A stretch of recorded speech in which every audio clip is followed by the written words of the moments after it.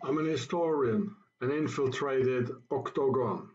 In this video, I will transmit to y'all who exactly is America's, England's, Australia's, and Canada's enemy, what his name is, and from where they rule. So I would recommend both politically left-wing and right-wing minded people to watch this film through to the very end, because here I will reveal your mutual enemy you both have in common. My first video, The Pharaoh Show, I made 10 years ago in 2007, publishing it 3 years later in 2010. This here is my English version of my French film La Bête Suisse, Base du Diable. In German, Das Schweizer Biest, Basislager des Teufels. Already seen by hundreds of thousands. My name is Sean Ross from South Africa, and I'd like to drop a complaint at the State's Attorney of any state against the Swiss state and the entire Swiss people for the financing and organization of World War II, for the responsibility for the genocides on the Jews, the Gypsies, and the Russians, and ordered by the Octagon secret society from Switzerland. A complaint for the hidden and camouflaged anti-Semitism of the Swiss state, complaint for the financing of the terrorist attacks in America, London, Canada, and Australia, all of them ordered by the Swiss Al-Taqwa Bank. And a complaint against the Swiss state for financing and organizing the left-wing terrorism in Germany by the Rote Armee Fraktion, the RAF, and Baader-Meinhof group attacking US Army barracks, US institutions in Germany, and even US discos, leaving many US citizens dead, all from behind the screens organized by the Swiss Octagon and their sleeper agent Erich Honecker, the head of the German Stasi, who came from the Swiss Palatines or Swiss Saar in Germany. It is known now and how the Swiss and the Stasi trained, financed and furnished weapons to the German left-wing terrorists in order to attack US and Israeli targets, all orchestrated from the motherland in the Alps. And I'd like to be taken in any state's protection program because my life and those of my family and our 3 children are in serious acute danger because of the numerous murder threats by the Swiss Nazis, the same powerful Swiss organization that already financed Adolf Hitler by the Swiss general and Octagon member Ulrich Wille, and organized the Islamofascism after the war by Swiss Octagon's great eminences François Junot and Hans Ahmed Huber al-Swissri. It's a long story, and I'd need a safe place to write it all down for you in detail with names and dates.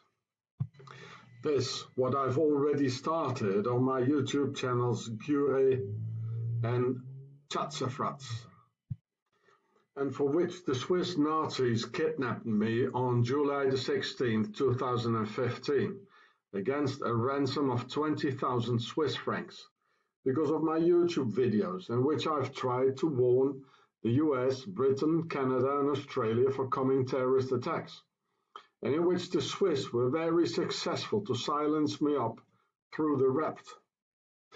A time in which I was heavily tortured through code O2T oxygen deprivation in several Swiss torture detention centers for political prisoners. In the internet you can read about it in the Zurich files, as you can see here, and about the torture on political prisoners in Switzerland by oxygen deprivation. It's very clean, you know, it's very Swiss, there's no proofs, it's neutral, no blood. I'd need your help to make those complaints in a court of law in any state. You can contact me on my email address in the description. And now the story.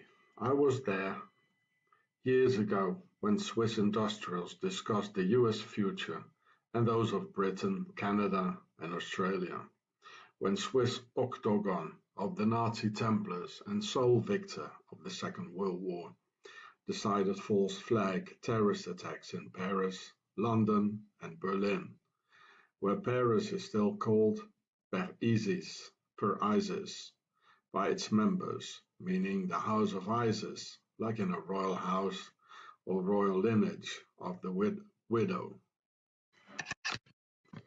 And several times I tried to warn British and US authorities for the Swiss danger, by letters, emails, by means of videos, and 3 official complaints in several French courthouses on February 11, 2014, Boulogne-sur-Mer, March 24, 2014, in Mende, and April 25, 2016, Saint-Étienne. And in 2009, the US Embassy in Bern, Switzerland even called the Swiss Nazi police to have me arrested, poked with the butt of a machine pistol in my stomach, spending hours in a Swiss police station afterwards. Now we're 2018 and 4 years passed since my first complaint, and still no answer, no phone call, no email, no letter, absolutely nothing. And with my information, the tragedies of Paris, Nice, Berlin, London, etc. could have been avoided and the Swiss Octagon arrested. Because I knew that they would hit on a Friday 13th in Paris, because on exactly this date, the French King Philip the Fair had all the Templars arrested in the Kingdom of France on Friday the 13th of October in 1307. And exactly because of this, the Swiss and the Octagon Nazi Templars still hate France and the French to this very day. But only 16 years before, the Knights Templars had already founded Switzerland on August 1st, 1291, in the very last year of the Crusades, because they saw the problems coming at them. Only 325 Templars were rounded up, and tens of thousands of them made it to their new base in the Alps. Therefore, the first day in August, the day upon which the Templars founded Switzerland, is their national holiday of the Swiss. All have a day off, no one works, shops are closed, and fireworks in Templar style lit in the air. Kaboom! It's Templars' Day in Switzerland. The last year of the Crusades was 1291, and the last Templar stronghold, called Acres, fell on May 18th, 1291. And just 2.5 months later, the sheer time to get back in the Alps, the Knights Templars founded their scion in the Alps on August 1st, 1291. The ruins of Acres now lie in the north of Israel. And when looking at the Swiss flag, one can see it has the very same red and white Templars colors. A simplified Templars cross on the only flag in the world that is a square with 4 equal lengths. This is the cross of the Hospitallers, like a Swiss white cross on a red underground, because when the Templars went underground in 1291, all of a sudden the Hospitallers simultaneously popped up again to control the vast Templars' properties and wealth, thus the Swiss cross. So before and at the beginning of the Crusades, the Hospitallers were there, who went over into the military Templars during the Crusades to become the business-minded Hospitallers again after the Crusades. Still the same ones, merely changing jackets and inverting crosses and collars. So the pre-Crusade Hospitallers are in fact the predecessors of the Red Cross. The Red Cross is supposed to heal, but it is in fact a corrupted Swiss spy organization bearing the Red Cross of the Templars, just switching colors throughout history. Therefore, on the famous Swiss army knife, one can witness a real coat of arms of the Knights Templars, and why in fact those 2 colors, red and white, on the Swiss Templars flag. What's the deeper meaning behind that? The pharaohs of ancient Egypt had two kingdoms. Upper Egypt in the south, called the Berhed, in Demotic, or Pharaoh's written language, which means the White House, wearing a white crown, and for Lower Egypt, in the north, in Demotic, Bertasser, the Red House, with a red crown on Pharaoh's head. Yes, exactly. It's because of this that the US President in Washington, D.C. presides in the White House, with a huge obelisk and symbol of the pharaonic domination in the backyard next to it. Accordingly, the White Pharaonic House were the heretic pharaohs of the New World Order, and the Red Pharaonic House the original Old World Order of the pharaonic primogenitura. Equally, the demotic per for house also forms the etymology for Paris, in the old pharaonic form per Isis, used for the house of Isis, which is not a house to live in, nor the Big Pyramid, as mainstream historians were taught at the university. No, it's a royal house or royal lineage, just like the pharaonic per-a, from which the etymology for the very word pharaoh derived from, meaning the big house, which once more is not the pyramid taught by the mainstream history school, but the worldwide grand royal house and global web of pharaohs' bloodlines. And because the real aim of the Crusades were the pyramids of Egypt, out of which the Knights Templars got their Templars treasure, being them the notorious grave robbers, and therefore the name Freemason.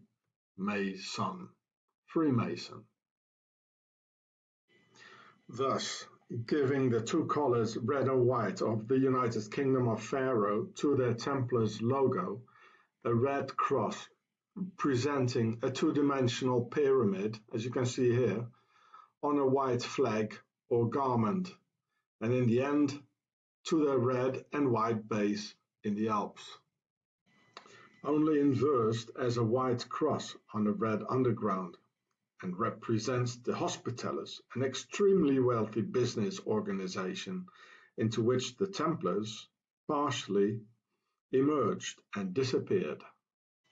These two red and white pharaonic kingdoms were in a constant state of strife and war until, at a certain point, they decided to make peace with each other in order to conquer the world together, and with this goal in mind, founded the United Kingdom of Pharaoh, with the red and white crowns worn together in one single red and white crown.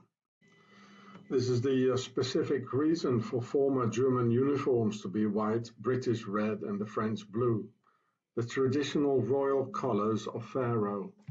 And because the Templars are true descendants of the pharaohs, which I will explain more later on, arrived back from the Crusades in Europe, they said, "This here will be our neutral base, which will never be involved in any wars, so we can keep all our valuables and all our gold, money and documents in safety."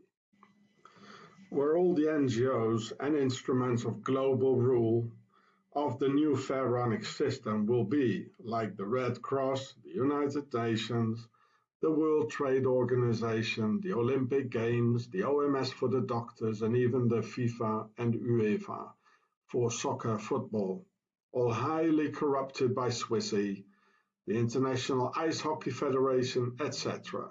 You name it, it's all there. Neutral Switzerland, not for us the people.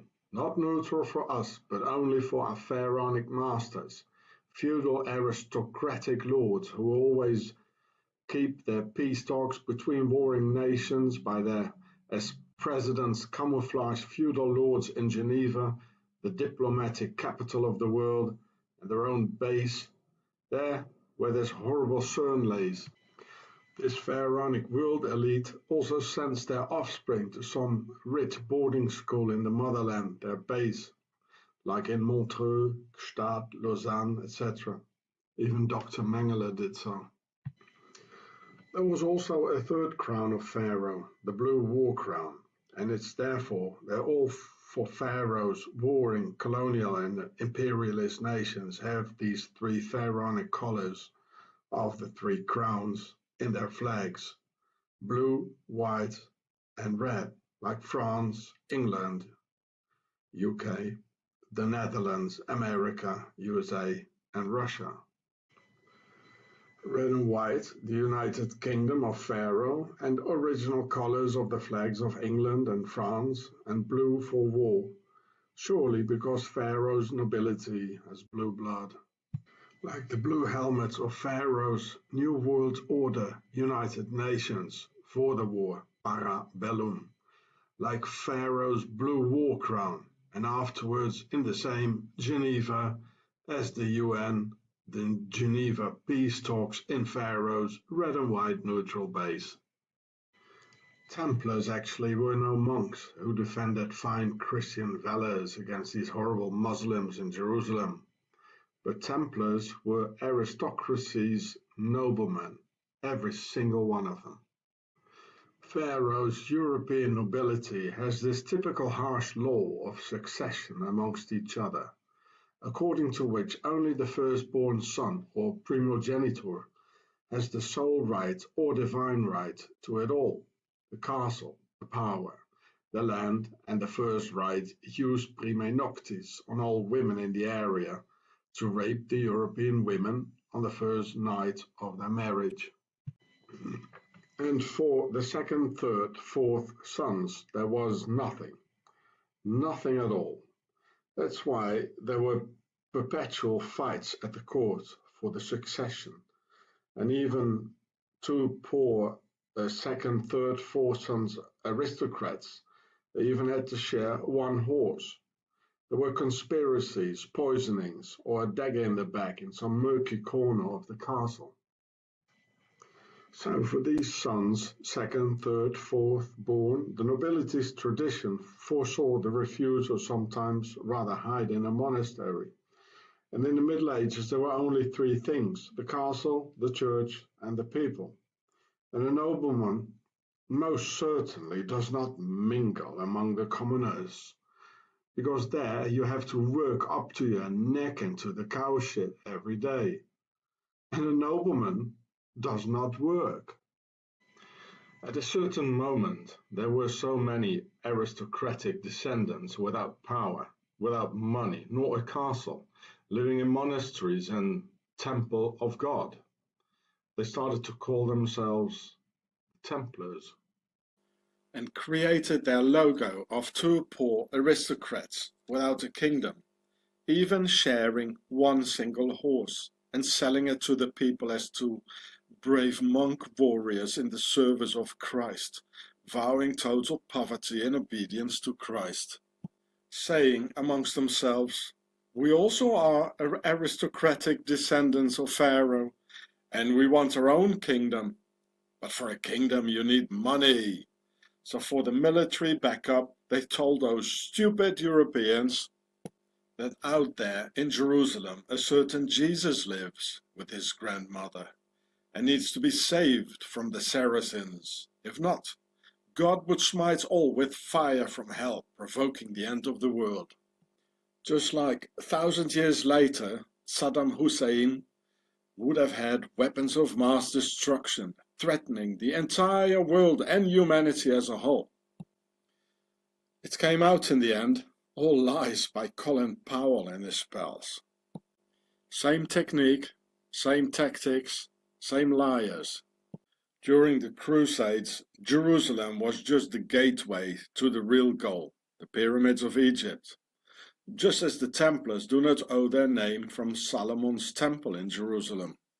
A symbol for the Jews who even today still bang their heads against the walls of King Solomon's temple to honor this aristocratic ruler, not of Jewish but pharaonic descent.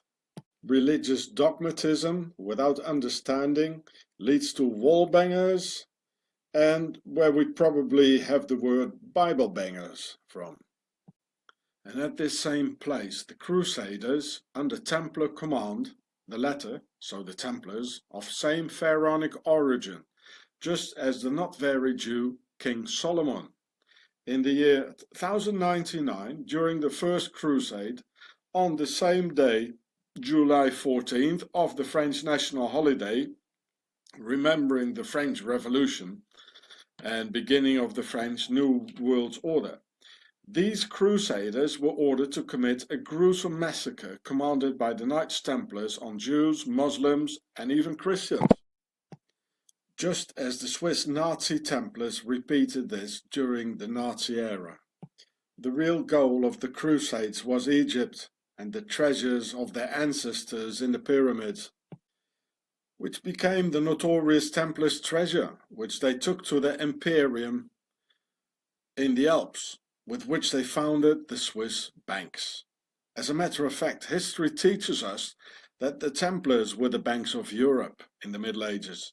They were the world's first real bankers who invented the check, and that's why later on in history the Swiss banks collaborated with the Nazis. Because the Nazis were the Templars, who both did the same things: steal, murder, lie, collect wealth, and search for the Holy Grail and the Ark of the Covenant.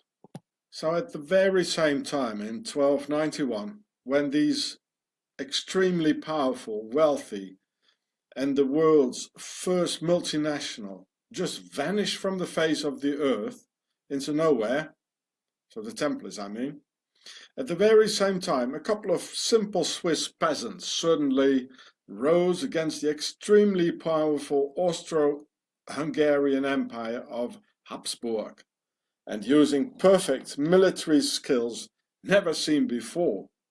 Now, isn't that funny, eh? De facto, or in fact, the outcome of the entire Crusader campaign was decided in and by the large quantity of available Arab soldiers, and where Saladin, or Salahaddin, was the Caliph of, or King of Egypt, so to speak. And this is why Saladin, the aristocrat from direct Pharaoh's bloodline, has let the Crusaders go free in the reconquest of Jerusalem in 1187, October the 2nd, and spared all lives, where eyewitnesses of the time confirm how priests had their donkeys fully loaded. Well, yeah, this was the notorious Templars' treasure, and those priests, in fact the Templars, and not because Saladin the warlord had such a noble character, but because he was initiated into the worldwide aristocratic internal conspiracy of the new system of ruling or New World Order. He in fact let them all go, and with them all their belongings. Oh my, isn't that generous in a 200-year war upon life or death? Jerusalem was just a temporary safe house of the Templars' treasure, no more than that. And the Temple of the Templars was not Solomon's temple in Jerusalem, but just a monastery and God's temple. Not one in particular, but many, all over France and all over Europe.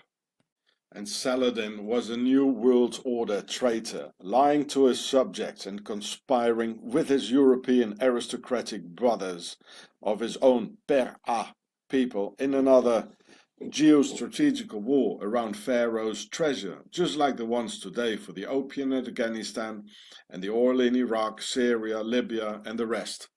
Dear Muslim people, the enemy is not the white man, who suffered even more than you. 2,000 years of war by this aristocracy, Caesar's genocide on the European peoples, massacres by the Romans, king torturing the white men and raping white women, 2 devastating world wars leaving millions of white men, women and their children dead, all by the hand of Pharaoh, the enemy within. And look here, how the German emperor, here it says, William II, King of Germany, who murdered millions of Germans. How they give presents among each other, here to Saladin, Salahuddin. And they were conspiring together. Wakey, wakey, it's the same aristocracy, you know, the king of Morocco, the emperor, or the king of Saudi Arabia, the Emirates. They're all friends with the European aristocracy, and we die. Arab people die, Turkish people die, European people die, German, English, the Franks, and they live. Wake up, everybody. Yeah, look at it. This is a marble tomb. You know, they're all pals. It was given by the German emperor to the Salahuddin, and afterwards, of course. You see here the sun hieroglyph here? See my film, The Pharaoh Show. They're all a bunch of pharaohs, and they have us kill each other. I make a lot of good encounters with Muslims. They're not the enemy. Of course, they're not all good, you know, but they're not the enemy. A lot of Muslims, they help me, they feed me, they take me hitchhiking, Turks and Arabs. I have no problem with them. Just like Cassius Clay, the boxer, said, I have no problems with the Viet Cong. The white man is indeed the biggest victim in the entire history, because he dared to fight back in a way no other race has ever done.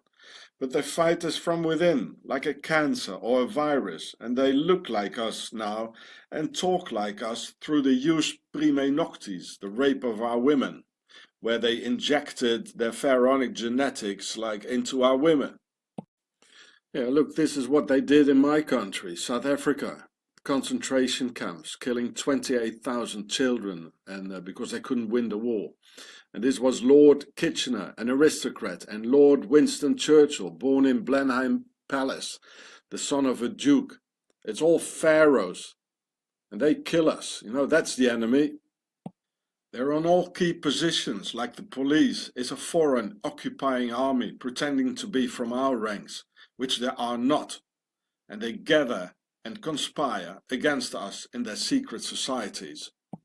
In 1291, after the Crusades, the Templars' treasure, the Knights Templars and the aristocracy all made it safely back to Europe, while the ordinary Crusader foot soldiers like the Franks, the English and other Germanic warriors were as usually betrayed by their leaders and all perished in the desert sand. And at the same time, back in Europe, the women stood back alone without protection, because the man didn't come back anymore.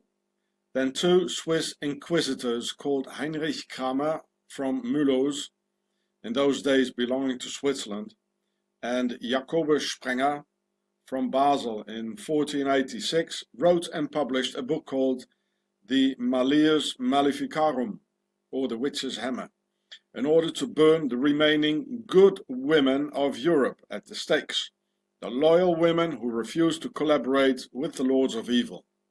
They stood defenseless against Swiss mercenaries roaming all over Europe, who later became the Swiss Guard of the Pope's Guard of the Vatican.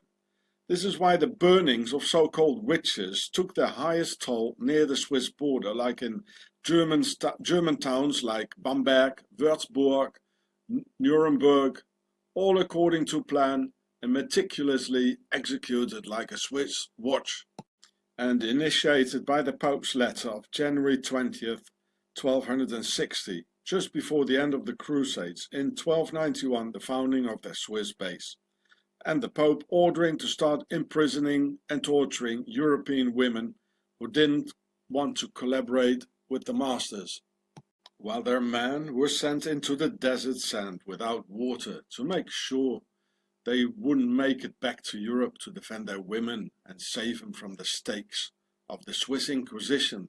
As the Spanish, they never burned any women. Same technique repeated by Napoleon and Hitler to send French and German soldiers into the Russian winter without warm clothes and without sufficient food supply, to make sure they wouldn't come back, creating either sand mummies during the Crusades or show mummies, snow mummies in the Second World War or by Napoleon. And when the Templars of Pharaonic origin came into Switzerland, they were talking French and called the place Suisse, Suisse, for Sœurs d'Isis, the sisters of Isis. Also because traditionally French has always been and still is the language of the entire European nobility, even in Germany, Poland, England, Russia, the Netherlands, everywhere. This is why later on French became the diplomatic language, with the diplomatic center, Geneva of course, their motherland. The pharaohs of ancient Egypt have never disappeared and their actual base is Switzerland, nice and central in the middle of it all, on the water tab and money tab of Europe, and where they talk 4 different languages for bringing havoc to Europe in 4 wind directions. Those who speak German to the north and infiltrate the Germans, French into France in the west, Italian into Italy south, and Rheto-Romanic to the east. Oh, very smart indeed. Well, the Templars were the first multinationals in history, and this is the result. Their base in the Alps stretching out in all directions, being the cause of the CIA and NATO's compass showing north, west, south, and east. As Switzerland operates in all directions, linguistically, financially, militarily, you name it. And they're all Templar organizations, you know, the NATO and the Central Intelligence, the first director, and all these directors. There was Swiss, Alan Dulles, Templar stuff. So CIA, NATO, they're all Octagon Templar organization from Switzerland. In the Bible, the Quran and the Torah, it says that Pharaoh and his army drowned and disappeared in the sea. But hey guys, that doesn't mean they all disappeared. There was only one you're talking about. But they had sons, daughters, cousins and uncles. What about them, silly? And what about all the other pharaohs we know? We know there were more than one. There was Akhenaton, Ramses the Great, Tutankhamun, Cleopatra and hundreds more. What about them bunch then? Okay, let me explain it to you. Of course, the sea didn't just open up just like that and swallows them like a predator. It's a metaphor, as these books are full of. In the Bible, the sea is symbolic for the sea of peoples. So Pharaoh disappeared into the sea of peoples. They are amongst us and so mixed with us that we cannot even recognize them anymore. And neither can they. That's why they need secret handshakes and secret symbols to recognize each other, and secret societies to get to know each other. And this is why more than 50% of the Europeans carry the pharaonic DNA in their blood, which has been discovered around 2009. In Switzerland, that's more than 90%. But of course, the prostitutes of the mainstream media, they turned it the other way around, and they say that here in the newspaper, that the pharaohs they come from Europe, but no, they injected their pharaonic genetics into our women. I will explain that to you. And when the pharaohs came to Europe, they built castles everywhere to conquer Europe and the Europeans. So they became the aristocracy with their blue blood and blue for the war. Because of them, we have wars without end throughout history. Remind you, there are no castles in Europe before the year 1000, and there are no European kings from us, the white people. There is not such a thing as an original European king. It's all imports from Egypt and forced upon our lives through terror, rape, bloodshed, wars, and many lies and deceit. Wake up, people, and see Pharaoh with their blue aristocratic blood thrashing down into humanity. Castles from the year 1000s are extremely rare. So roughly speaking, there were no castles from before the year 1000, and there were no aristocrats from before the year 1000. There was no nobility before the year 1000. So, where did they all come from, all of a sudden, eh? Well, we know who the builders are with their pyramids, viaducts and squares and compasses, don't we know? Not even 100 years ago, it was still perfectly clear that everything belonged to the aristocracy, the nobility, the land, the power, and even our women through the first rite of the jus prime noctis, the bride having her first night after the wedding with the lord in his royal bed in the castle. That's why so many Swissies have that cold pharaonic genetics running through their veins, meaning that the aristocracy are the descendants of Pharaoh, who injected their pharaonic genetics into the whole of our women on that first night, if you know what I mean. Or do you really think that the aristocracy just left it all 100 years ago and just gave all the power on earth away to some politicians and their police state? Nah. And like Pharaoh and the aristocracy, today's ruling elite still don't talk with us and still only marry amongst themselves, because it's still the same bloodline, just changing jackets. And because there were too many uprisings, especially in Russia and France, the aristocracy decided to entirely rule through secret Freemason lodges. Yes, affirmative. All today's politicians are both Freemasons and aristocrats and descendants of Pharaoh.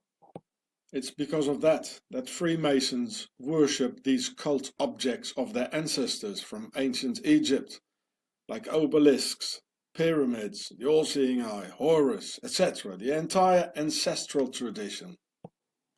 As a fact, more and more descendants of Pharaoh were born over the years in the various castles of Europe, who all wanted to be the king, thus leading to various wars between kings, castles, and royal lineages, fights about kings who wanted to stay king forever, pass the kingship down to their children and all descendants ever after.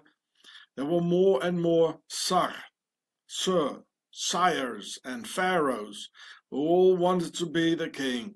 And that's why one war followed up the other, in which the normal man, we, only let his life and do the wars for them, as on a chessboard, therefore the Freemason checkerboard configuration.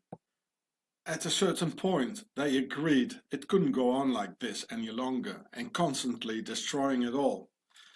There had to come a new system, a system in which any one of them could be the king for a period of 4, 5, or 7 years. And so, democracy, the hidden feudal system, was born. But who's going to vote? Because none of us is neutral, they said. Well, let's create a sort of circus in which we let the people vote, or the demos in Greek. The people will vote in a sort of rotating dictatorship in which all the political candidates are pure Tsar and pharaonic nobility, who in fact, when voted for, radiate this air of personal happiness, because they just got elected to be the king and pharaoh for a period of 4 years. Democracy is their cynical word, meaning that the people rules. That's why there are the Bilderberger on all controlling internal organization, which already existed during the times of kings, but under another name, to solve the internal troubles of these pharaohs amongst themselves. Problems like succession and world domination. The latter they call with a euphemist expression globalization, a soft expression for world domination in pharaonic, equally representing this new system called the New World Order, executed through Freemasonry, through which any of them can become the king for a period of 4, 5, or 7 years. But who's gonna vote? A member asked. Oh, let's have the people vote, another said, because they're so dumb and stupid and will never understand anything. And at the same time, we make them think that the people are ruling. Like that we keep them happy, satisfied and peaceful. But in fact, democracy is not for and by the people, but for our rulers, so they can be elected democratically And as soon as they're elected, they'll do what they please anyway. So there is no self-government by the people, and there never has been any either. And so democracy was born out of the aristocracy, a new feudal system with a thin layer of gentlemen's camouflage, altogether ruling from a thing they've cynically called parliament, etymologically from the French parlement, from parler et mentir, to talk and to lie. It's all straight in our faces. Parlement. And Switzerland is the oldest New World Order democracy in the world. So let's get to the bottom of it. If there is a New World Order, then logically there should have been a predecessor called the Old World Order. Otherwise there wouldn't be a new one, right? So what is this Old World Order then? Well, it's the old feudal system of kings, queens, princes and princesses, following the system of the firstborn or primogeniture. And out of the Templars with their Swiss base were born Freemasonry and their New World Order, consequently to solve their internal wars of the Old World Order, like the persecutions of the Templars by the French king Philip the Fair, who refused to surrender his reign and throne to the new system called New World Order, also entitling second, third and fourth sons to power. This is why the Templars of the New World Order and their Swiss mercenaries were in La Bastille in Paris, where they tortured French citizens and terrorized the French people through hunger, inflicting famine and persecution to provoke the revolution, so the people would rise against the monarch to finish off the Old World Order. And so it happened in 1793, 3 years or 4 years after the French Revolution, when the French King Louis XVI lost his head, and the Queen too, 2 heads in the basket. The same happened in Russia barely 100 years later with the Tsar family. Same technique applied. Never in history there has been a revolution by the people, but they were a transition from the Old World Order to the New World Order. And the slogan liberty, equality and fraternity are not for us, the people, in the promising new era, because we're still the slaves of our feudal lords. Fraternity to end the fight between the king's son, who should be brothers, and this is why a Freemason lodge is called a fraternity. Equality amongst the king's sons and no more primogeniture, more rights to the firstborn than to the others, and liberty, so all brothers and king's sons have the liberty to become the king for a period of 4 years.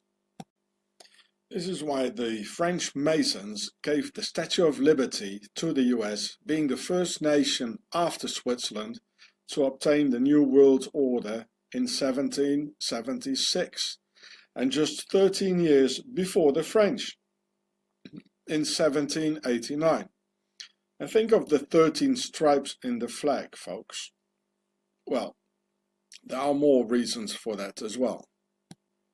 The Old World Order is what is called a vertical rule, where the king or pharaoh decides straight down to the people and the very lowest on the ladder, whereas the New World Order is a horizontal rule, in which they all rule together in a parliament, the Congress, the Senate, and this is for instance why Mr. Trump cannot just do what he wants, because there still is the state, the Senate and Congress to favor his actions, and this is why Trump will never be able to fulfill all his empty promises, which he never even intended to fulfill anyway. This is how the New World Order horizontal rule functions. And this is why the Swiss flag has a vertical line cut in half by a horizontal line in transparent white on a blood red underground. It's the symbol of the New World Order, if you like. The New World Order is Freemason horizontal rule and new system of the kings, who have the logo of the pyramid, which is the square and compass, because the square is at 90 degrees, with which you can make a square or base of a pyramid, which stands for the number 4, as there are 4 corners or 4 lines in a square. So here you can see, this one here is the square and it stands at 90 degrees. So with 90 degrees you can make, like here, the base of the pyramid, which has 1, 2, 3, 4 corners or 4. So it stands for the number 4, the square. The compass stands at 60 degrees, with which you can make a triangle or side of a pyramid, having 3 times 60 degrees corners and 3 lines, so representing the number 3. You see, here is the compass. It stands at 60 degrees, almost the same as here, this here. So it's not entirely, but so with this thing here, you can make a 60 degree pyramid. So that's the side of a pyramid. So with this thing, you can make, in fact, a pyramid, 3 plus 4. So 4 plus 3 makes 7, the holy number of Pharaoh and the pyramid. Therefore, the 7th letter of the alphabet is a G, and positioned between the square and compass, the symbol of a pyramid by Pharaoh's descendants, the Freemasons, who in the higher degrees are all royals of Pharaoh's nobility, and their new horizontal system of the New World Order. And in the New World Order, we all must carry an identity card with our personal slave number on it. And when the uniformed king's knights knock on the window of your car, "Papers, please," then this is a slave control, like a farmer controls his cows. And if you refuse, they'll take you out of circulation, as they say it. The name America is fully pharaonic, as I've explained to you in my film The Pharaoh Show 8 years ago. A good name for a New World Order nation. So the Americans thought to abolish the rule of the British monarchy, royals, old world order. In fact, they just got a new system in return, the New World Order horizontal rule. A, it means big or pregnant. Me, mer or meru is the word for a pyramid. Ri, the sun, like the sun god, Re or Ra or Amun-Ra. And Ka is the soul when alive, all in Demotic, the written language of Pharaoh. Read from right to left, it means the reincarnation, A, of the big pyramid, Me, will take place where our souls, Ka, will live under the sun, Ri. America, America. And there she is, the reincarnation of the big pyramid on the dollar. It's been said that Amerigo Vespucci discovered America. But you don't call a street, land or town after one's first name, do you know? Logically, it should be the United States of Vespucci and the Vespuccians. But it isn't the case, so they lie, as always. So I filmed the Novus Ordo Seclorum here in France, in Normandy, at the beaches of Omaha Beach. So we all died for the New World Order.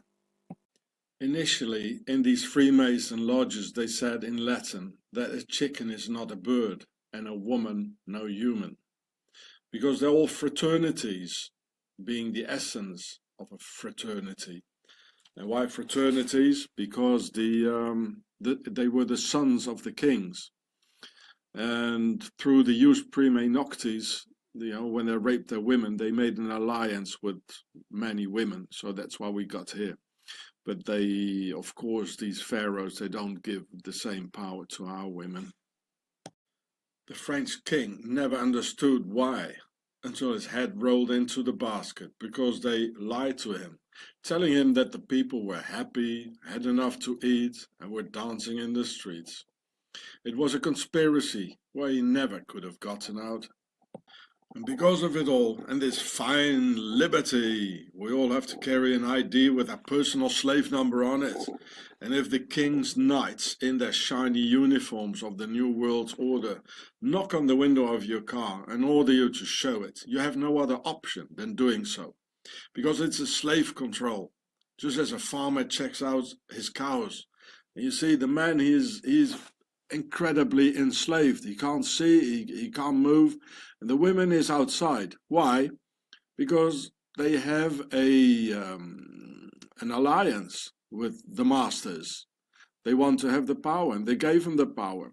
Because the evil one, he knows that a woman can't see the danger. She's like a little bird, you know, that needs twigs for the nest. That's why it shows the child as well. This guy must have been a Freemason, and one of them, a pharaoh, the one who painted it here, because he knows it.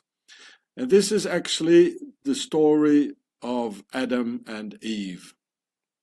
And she has an alliance with the snake. Yeah, watch this film of mine on the same channel here about the snake and our masters here. This is the alliance the women have. This is the story of Adam and Eve, and it couldn't be written otherwise in the Bible. You know, it has to be written symbolically. But people don't understand it. And here you can see why the snake. These are our masters, the snake. And also Jesus, he's from a line of pharaohs. He's from the house of David, the kings, the aristocracy, the nobility, who are pharaohs. And he didn't like it, you know, like Lady Diana or John F. Kennedy, so they stand up. And also didn't have any choice because her own clan didn't want her anymore, so she had to choose us. And this is the snake. This is Adam and Eve. This is what the story is about.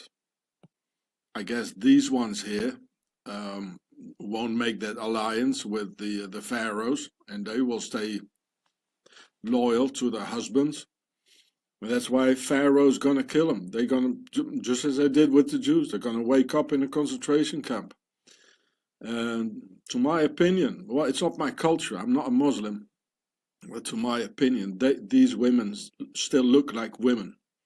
Not like the European women with their hormone pills who don't even look like women anymore. They don't behave like women. We are lost, yeah? Right after the French Revolution, Freemason Napoleon came with a hidden hand under his jacket, a Freemason sign, and spreading the New World Order all over Europe through massive wars, abolishing the nobility out of the people's eye as a distractive maneuver. In reality, they went underground and disappear within the sea of peoples once more. This is why there is the hidden hand. They hide everything and they disappear.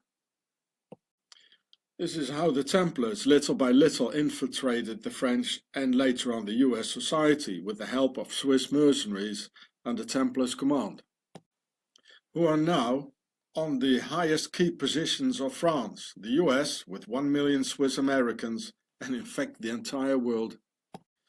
Like Swiss Manuel Valls and former Prime Minister of France, Marine Le Pen of the Front National, openly showing a Swiss flag, saying she wants a Swiss system in France. Well, not bad for a French nationalist, eh?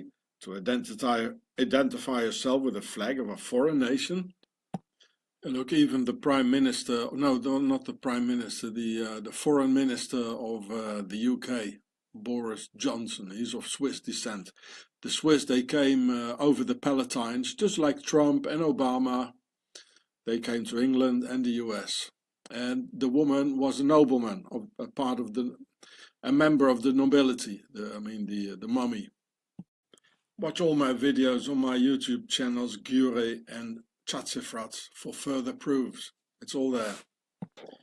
Just think of the Vatican Swiss Guard and their bloody history butchering the defenseless. Oh yeah, that's what Swiss is good at. And in 1831, because of these fine Swiss qualities, the French Foreign Legion was also founded by the Swiss, with their first leading commander, the Swiss Colonel von Stoffel, of pure Templar descent, of course, and under the French king, who had lived most of his life in Switzerland. just like Mussolini, Lenin, Marshall, Pétain, Rudolf Hess, Mengele, etc. They all lived in Switzerland for a big part of their lives, and where they got taught and instructed by the Swiss Brotherhood of Evil. Watch this film, it explains a lot.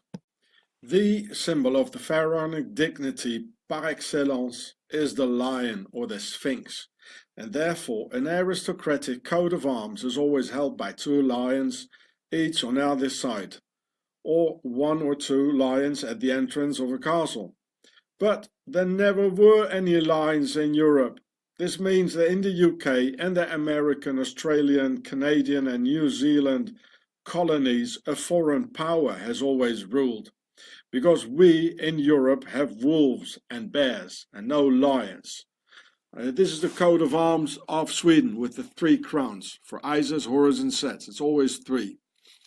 And of course there were no lions in Sweden. I mean, it's too cold. A lion has to lie in the sun and do nothing, just as their counterparts of the nobility of Pharaoh lie in the sun and do nothing. And how knew the aristocrats in the Middle Ages at all about the existence of some lion, while the average Englishman or other European didn't even know what was happening on the other side of the hill, at the end of the valley? And I even filmed medieval castles in Europe, France, like this one here, with huge obelisks and symbol of the pharaonic domination in the backyard, just like at the White House, the Washington Monument in Washington, D.C., and still the same thing going on everywhere. How did they know it all, what an obelisk was in the deep Middle Ages, if not the entire aristocracy and nobility were descendants of Pharaoh? Well, anyway, they were, and still are, not homegrown European aristocrats who had never seen anything else than good old damp and cold northern lands. Let me tell you that for sure. There are no European kings, queens, princes, princesses, dukes, earls, marquises, barons and counts, and there never were either. They're all import from Egypt of the pharaohs, who never drowned themselves into the Red Sea either. They're here, folks. They are the war makers, our lords, generals, presidents, and Switzerland is their base of evil. Now look at this here. What do you think this is? Eh? Well, it's a pyramid with the world domination on it. A crown. They're all pharaohs. They're not from here. When I translate Ari as in aristocracy, aristocracy, or the Aryans, Arion, in German that's Arier, the Aryans, in Demotic, when I translate it in Demotic, which is the written language of Pharaoh, then it means big or pregnant. And when a woman is pregnant, that's quite big. And Ri is the sun. As the sun god, Re, Ra, or Amun-Ra. So Ari means pregnant sun, that they've come from the sun and were born up there, these pharaonic sun worshippers who call themselves Aryans, that they've descended from the heavens and are not from here. And when focusing the complexity of their works, like the pyramids, their superior knowledge, and the sly and utter ruthless way of dominating humanity, then it should be clear why they have as such and see themselves as the superior race standing over us, where in demotic language of Pharaoh, aristocracy and Aryan are one and the same thing.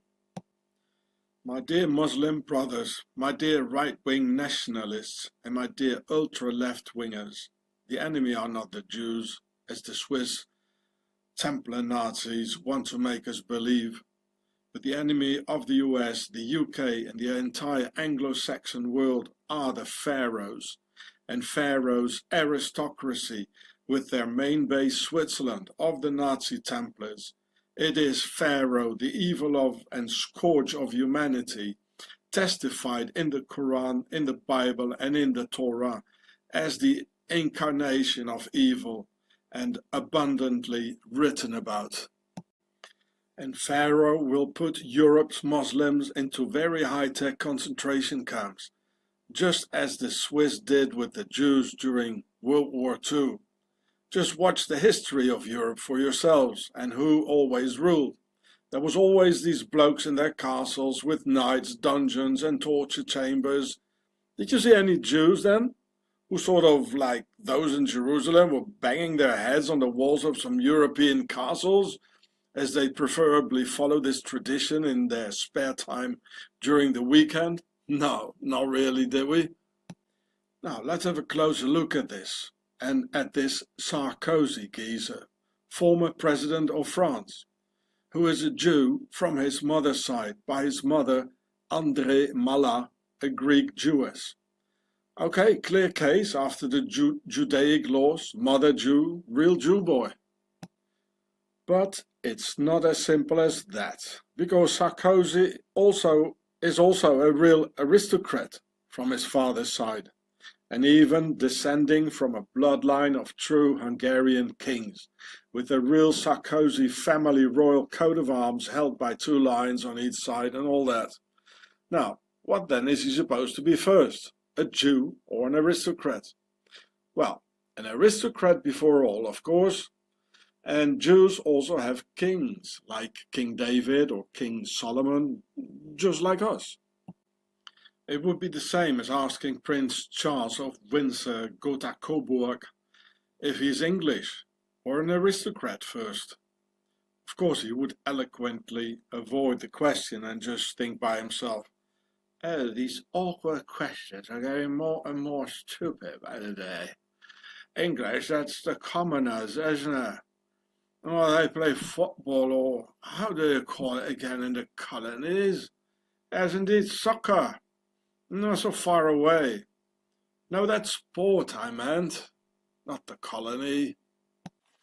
And so it is for Sarkozy. He's first an aristocrat of royal Pharaoh, and long time after that a Jew, and even more time after that a Frenchman, without a single drop of French blood.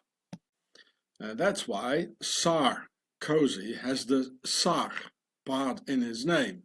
First of all, that's an abbreviation for Son Altesse Royale, SAR, meaning His Royal Highness, which is the official title of Prince Charles, the Duke Henri of Luxembourg, etc. Sar. Here you see too, Sar, le Prince Royal, the Royal Prince. Thus calling themselves, because in the demotic language of Pharaoh, Sar means a king, as in a sarcophagus, a box to put the king in when he's dead, the king box, so to speak. Or as in Caesar, the king of Rome, where etymologically the German word Kaiser for an emperor is from. Furthermore, the Tsar or Tsar from Russia, Nebuchadnezzar, the king of Babylon, the British royal family Windsor, original Tsar, or you pronounce it Windsor, and Sarkozy, the king of France, for 7 or 5 years, because 7 is the number of the pyramid. Oh, he looks a bit like Mr. Putin, doesn't he? Those are all Tsars, or pharaoh kings, from which also derive the words sire, or sir, yes sir, no sir, like in Sir Winston Churchill, who was born in Blenheim Palace, his father a duke, all from Tsar. This is why in posh upper-class British the word sir has to be pronounced sar, and not sir, yes sir, to show one's solid origins. Without exception, this global elite put their money, or rather our money in fact, their tax evasion, in their red and white United Kingdom of Pharaoh, Switzerland. Like 80 billion French euros every year, 100 billion German euros annually, or 450 billion US dollars that annually end up in Switzerland. Because throughout history, the aristocracy nobility never paid any taxes, but it's them finally who invented taxes so they could parasite on the backs of some starving people while they partied at the court of the castle, with our women, food to scoff and beverage for the fun, all taxed together. And all that continues to this very day, made possible through their base of the world's financial elite in the Alps. And when in October 2010 the young Austrian Wolfgang Umvogel, whom you see here, wanted to sell Swiss banking CDs to the IRS, US Internal Revenue Service, and to Germany with black lists, names and accounts concerning the elite's tax evasion into their Swiss base, the Swiss Secret Service of the Octagon arrested him, and consequently they suicided the young Austrian. And I mean, he has been suicided in the notorious high security torture detention center of Amtshaus Bern, mostly used for regular unwanted immigrants, asylum seekers with not enough money to afford Switzerland, and for political prisoners like myself. So me, Sean Ross, contacted the biggest Austrian newspaper, the Kronenzeitung, helped them write an article about it, which they published. And it appeared in that newspaper that the young man was suicided after he had been severely tortured by code O2T oxygen deprivation. See the Zurich files in the internet. So here you can read my name here in the newspaper, and he was tortured with O2T.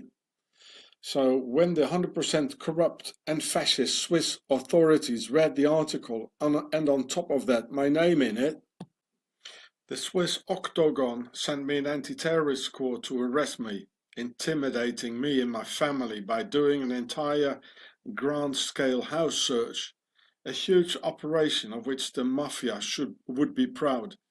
This happens when you criticize the Swiss and their all-powerful banks. My arrest got published in the biggest Swiss newspaper called Blick, which I filmed and uploaded on YouTube afterwards, so you can see that here.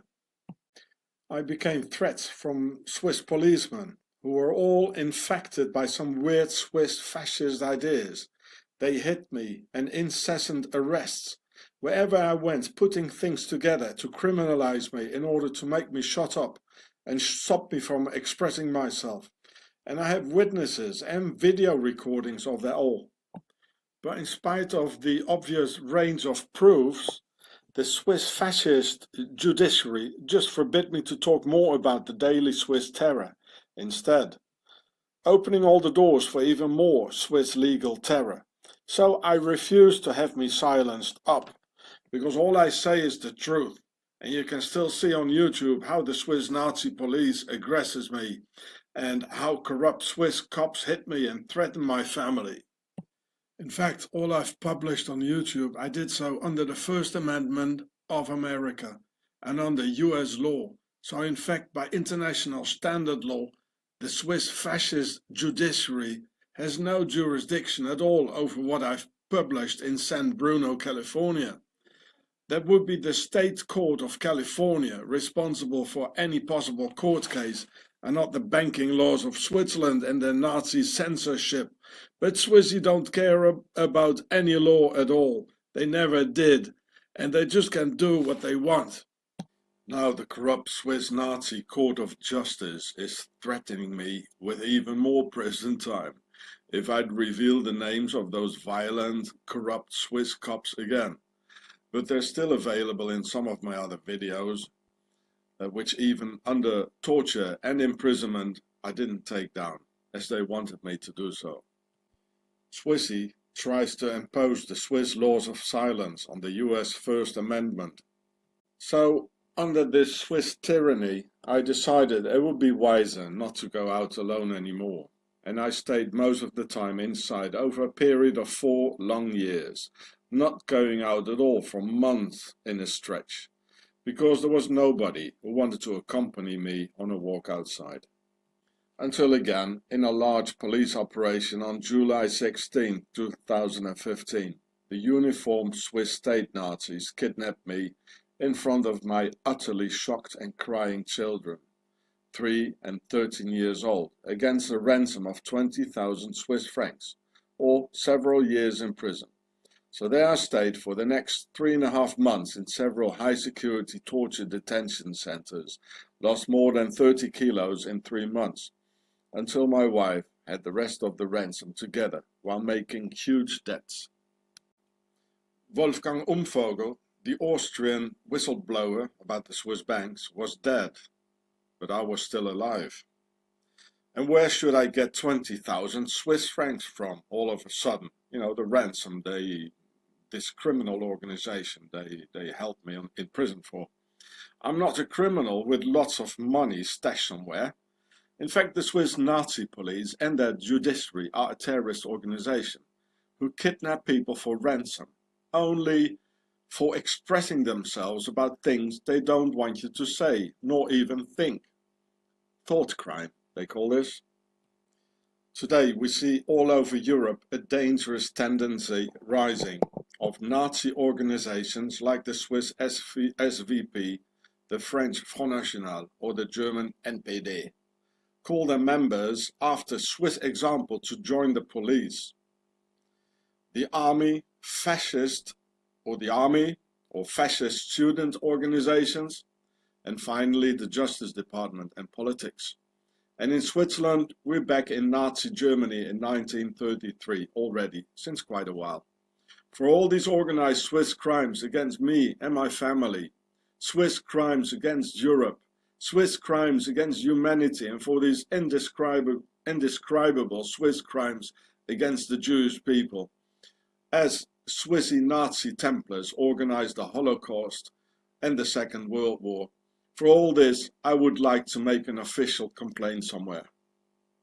And for all I talk here, I have documentaries on my YouTube channel, Gure and Chasse Frats, like the murder on the French minister Robert Boulin 30 years ago, organized by the Swiss Octagon Nazi Templars, about the poisoning of the entire French town Le Pont Saint-Esprit, leaving several dead.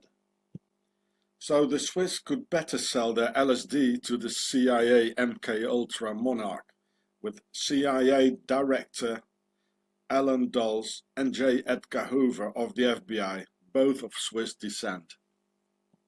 Hoover's real name was Huber. There are currently 1 million Swiss Americans in the US on all key positions. US Presidents Eisenhower, Trump, Barack Obama and Herbert Hoover, real name Huber, just like J. Edgar Hoover, all Swiss.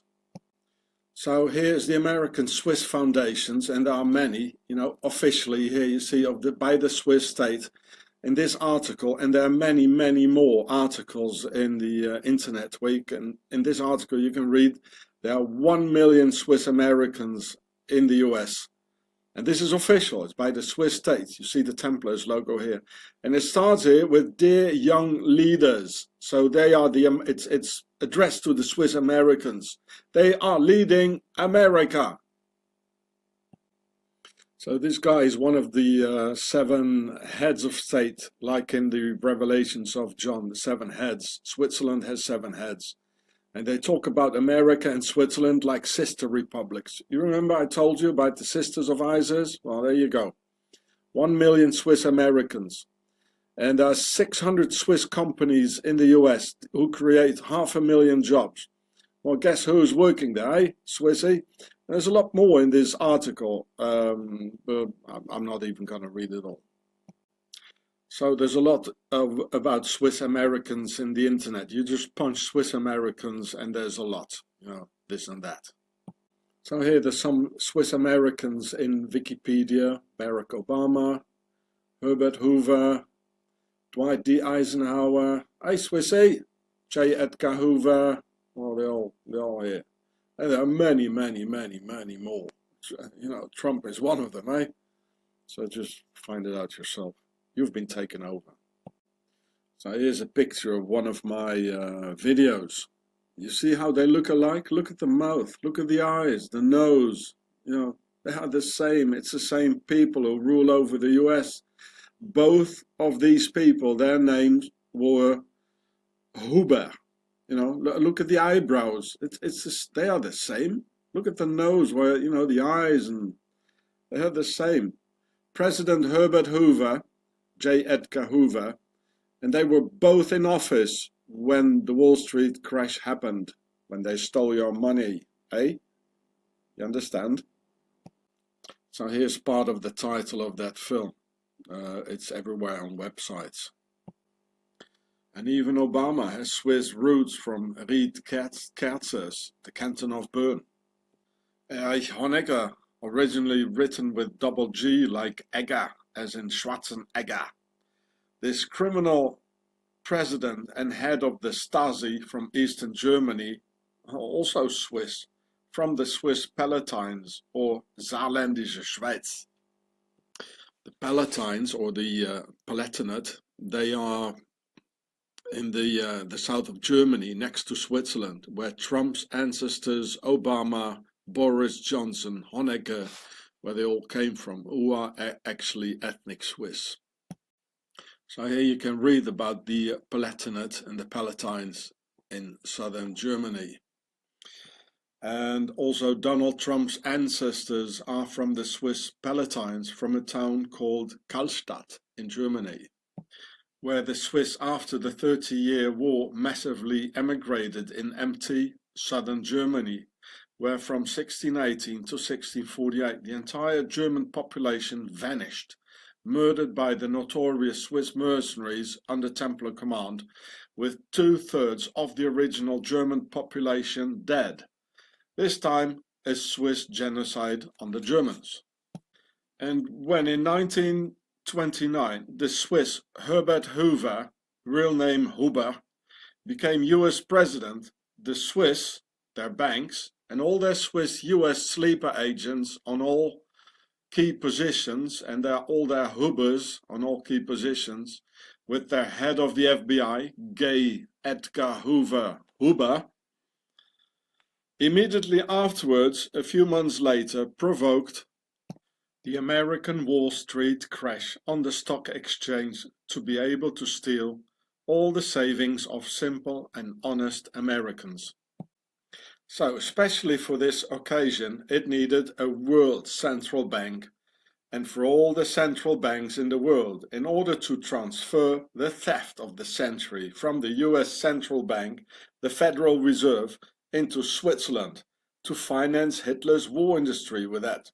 So, the Swiss founded the BIS, or Bank of International Settlements, in Basel, right at the German border and next to the Basel railway station.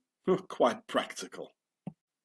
So, Hjalmar Schacht, Hitler's banker, 33-degree Freemason and an aristocrat, became its first bank managing director.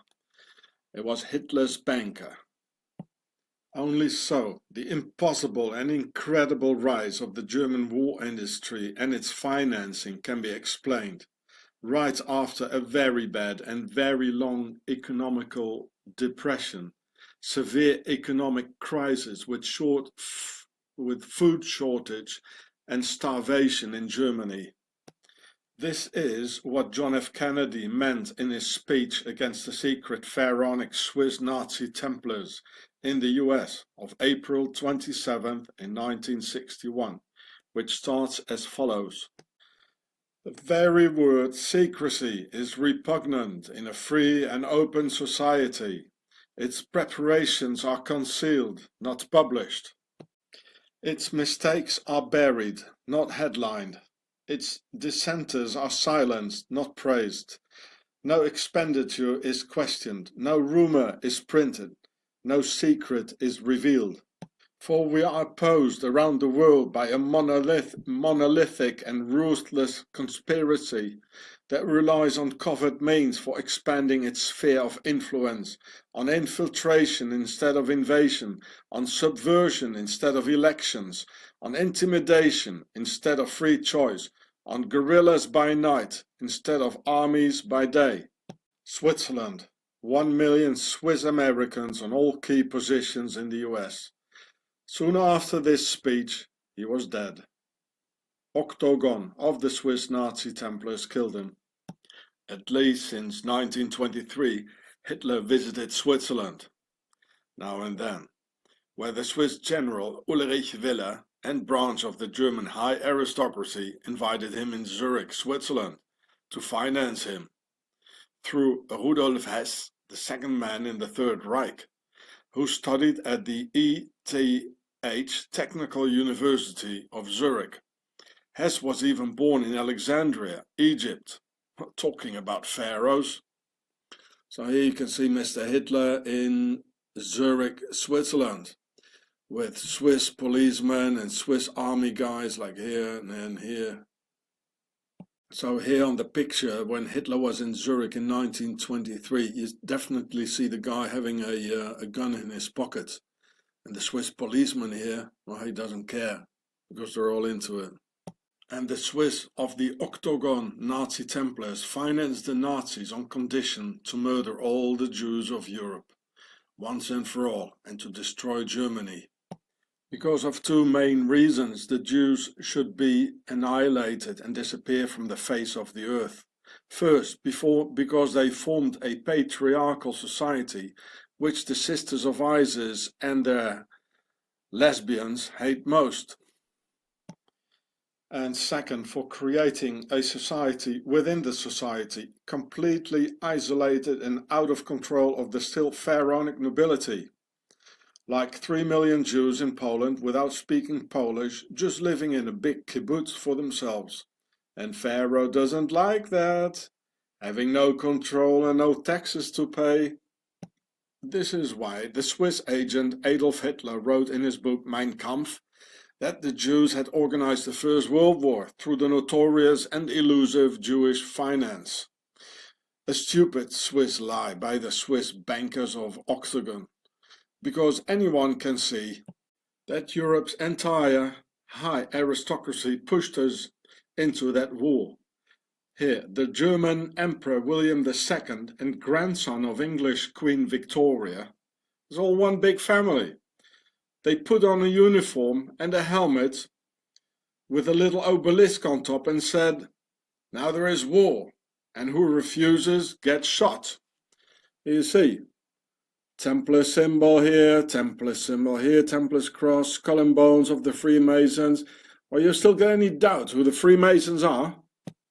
Well, here you see the two pharaohs of Germany and the pharaoh of Austria together. The Emperor Franz Joseph from Austria. He put on a uniform and a helmet. Now there is war. And this is why Swissy had to murder Empress Sissi, backwards for ISIS, in Geneva, Switzerland, just before the war, because she was an active pacifist and anti-militarist. Here in my video, Swissy killed Sissi. The King of Italy, uniform, helmet on, now it's war. And look at all the medals. Whoa, he must have been a brave man. Look at it. And look at it. He's saluting in a uniform. What a brave man. The Tsar of Russia and King of England, same thing. They all put on a uniform, and Europe's entire nobility ordained the people of Europe to the big dying. I'm sorry, no Jews responsible for that one. So, you see, the English king, they look the same. They are cousins. They look exactly the same. Oh, look at all the octagons here. What a brave man. Look, this battle here and a battle here. Wow, he risks his life and all that. And look at this one here. Wow, so brave. They give a good example. So we follow that, eh? Here, you can read it with me. At the time of World War I, the King of Britain, Russia, and Germany were all first cousins. When asked about World War I, Kaiser Wilhelm of Germany sarcastically remarked, "If my grandmother, Queen Victoria, had been alive, she would never have allowed it." This is the First World War. We died, millions of us. Hey, Mr. Hitler, where are the Jews then? Hey, Swissy, you liars. It was, as always, the aristocracy and nobility behind all the wars and 2 world wars. And this is why Hitler always had a painting of German Emperor Frederick the Great with him, also called Fritz the Faggot by the people for his bad taste of seducing young soldiers, leaving them no other choice really. Here you see the office, the bureau of Mr. Hitler with a painting of his ancestor, there's no doubt, Frederick the Great. And Hitler was also obsessed with Pharaoh Nefertiti. Well, both his ancestor, of course, as the nobility comes from Pharaoh. As Führer almost sounds like Pharaoh. Führer, Pharaoh. Führer, Pharaoh. And look at the pin he's got on his tie. You know, the wings there, it's from Ma'at. The wings of Ma'at. It's all Pharaoh. Officially, there currently are 100,000 aristocrats in Germany alone, with millions of descendants and half-breeds in all key positions. And look at the bent necks of both of them. It's the same bloodline.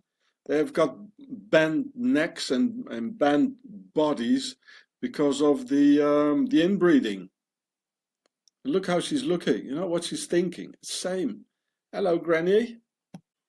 So here's another film of mine in which I explain a lot more about it. You see the obelisk, and here was Hitler was sworn into the Chancellor, and that is why the Reichstag was set on fire, because Hitler wanted to be sworn in for German Chancellor in Potsdam. So this is in Potsdam, and seat of the Sanssouci Castle, which is just around the corner. And the Sanssouci Castle, and here in Potsdam, it's in front of the obelisk and the Garnisons Church, with the coffin of Frederick the Great, Fritz the Faggot. It's in it, and not, he didn't want to be sworn in the German Parliament, or a Reichstag, more or less, which is a symbol of the German people and the idea of democracy. Well, the idea of democracy in theory only, of course. But as they're all aristocrats and nobility and pharaohs, it has to be done next to a castle, so and next to an obelisk. It's full of obelisks there. Potsdam is the seat of the German emperors in Prussia, and this is why they set fire to the Reichstag. There's no other reason. So every time when you see here the YouTube signs here and the title like under it, and here the YouTube, make it bigger, you know, then you know it's I make a reference to one of my YouTube videos, which I already made on the subject. If I wouldn't do it like this, the whole film here would take 10 hours or 20 hours, you know. And so the best thing is, if you see it, just pause it, write down the title, and then look at these videos here afterwards.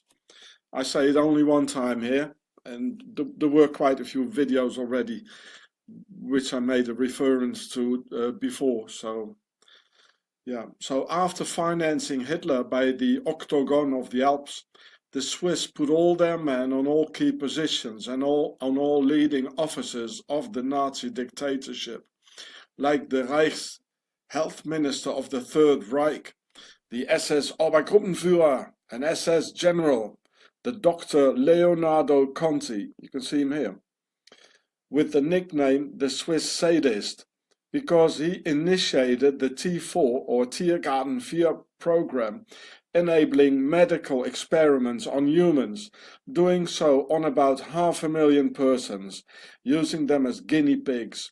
And even the Germans were afraid of him, and he was born in Tessin, Switzerland, like the family of French Prime Minister Manuel Valls from his mother's side. So here's another of my videos on YouTube about Mengele here. So write down the title, and so you can watch it afterwards. It's much more thorough. You have to excuse me because I don't have a home and I have no more time to do it all here. So the Swiss Minister of Health in the Third Reich consequently was the direct superior of the notorious camp doctor of Auschwitz, Dr. Joseph Mengele, who was himself an ethnic Swiss. After the war, protected by the Swiss authorities, who all knew he lived in the Schwimmbadstraße number 9 in Kloten, Zurich, practically near to the biggest airport in Switzerland, for his many travels to South America. And every year Mengele, nicknamed the Angel of Death, went skiing with his son Rolf in a Swiss holiday resort called Angel's Mountain or Engelsberg in the Hotel Engel or Angel, while son Rolf attended the world's richest and most famous boarding school for Pharaoh's elite in Montreux, Switzerland. During his Swiss years, Mengele was directly involved in the forced mass sterilization after the war in Switzerland of 40,000 gypsy women rounded up in the 50s, 60s and 70s, a thing the Nazis called the Gypsy Question.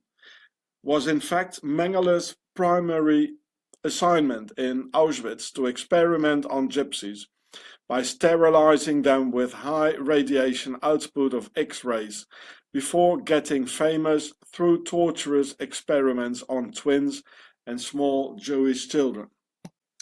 After the war, the police chief commissioner of Bern, Switzerland, Dr. Heinrich Rothmund, gave to all these Swiss and ethnic Swiss Nazi war criminals a Swiss Red Cross pass to go to Argentina, like Mengele, Klaus Barbie, head of the Gestapo in Lyon, France, nicknamed the Butcher of Lyon, who later on worked for the secret police of Bolivia and helped torturing Che Guevara before killing the Cuban revolutionary.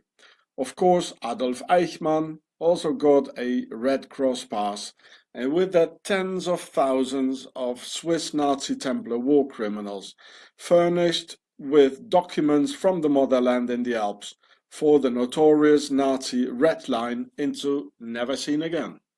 The SS Standartenführer, so SS Colonel Karl Jäger, was born in Schaffhausen, Switzerland, and he was the head of the SS Einsatzgruppen, who, like a wave after the first wave of war machinery of the Wehrmacht, army troops and Luftwaffe, Air Force, simply erased the civilian population of Western Russia like a horde of machine-like serial killers.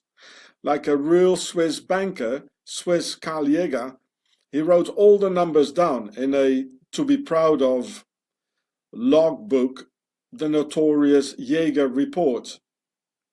And his name Jäger literally meaning the hunter, of how they manually liquidated 400,000 Jews in the sand pits, of which 32,000 children, all handwork. 32,000 children manually. Well, only Swissy can do that. In 1941, Switzerland officially financed Operation Barbarossa, the German offensive against Russia, with 1 billion Swiss francs. 1941 value, thus financing officially the genocides against the Jews and the Russians by Switzerland. 1 billion in those days are at least a trillion of today's Swiss francs. Therefore, the Swiss still today call Germany the Big Canton. And on February 23rd, 1937, Adolf Hitler guarantees the neutrality of Switzerland. So this article is in WDR, which is a big German broadcast and official. Also, Holocaust trains from Italy to Germany passed through Switzerland, and on February 23rd, 1937, Hitler openly and officially guaranteed the Swiss neutrality to his finances. And the link of this article you can find in this film in the description.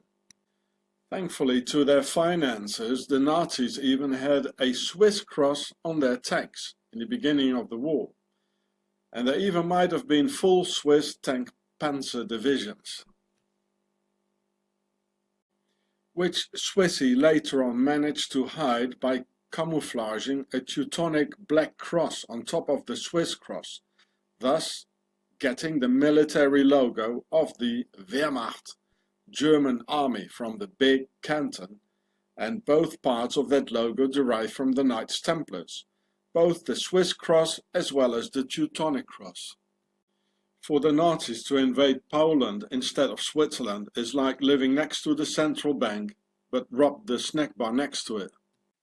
What Nazis in fact repeated not long time ago when the German NSU, Nationalsozialistischer Untergrund, robbed Turkish and Muslim snack bars and killing the owners with it, using of course Swiss special weapons bought and suppressed in Switzerland.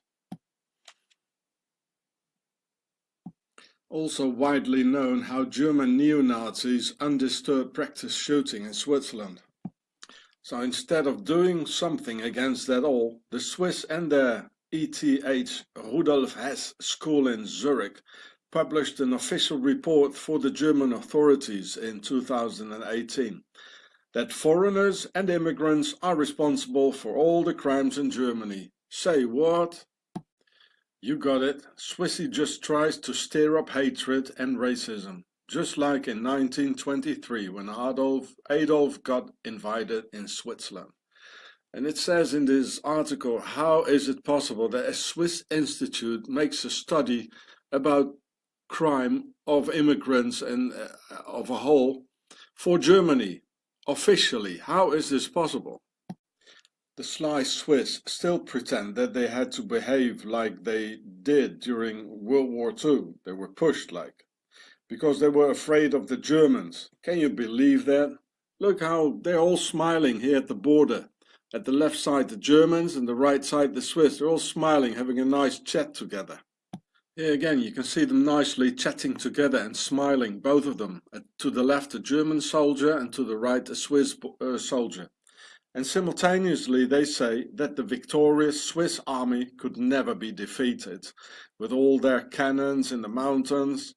Problem is that only 5% of the Swiss population lives there, and 95% in flat or slightly hilly terrain, easily accessible for armies, and that Swissy only had 50 tanks, whereas the Jerry's 27,000 over the whole war, and only 450,000 Swiss men under arms against 18 million Croats. Technically speaking, one could have left those dug-in Swissy with their formidable cannons just there by themselves up the mountains. Why bother? Sometime sooner or later they would have come down all by themselves out of hunger and nothing to do anyway.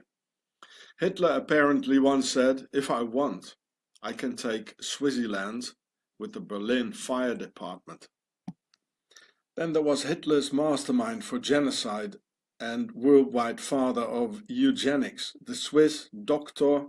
Ernst Rudin, born in St. Gallen, Switzerland.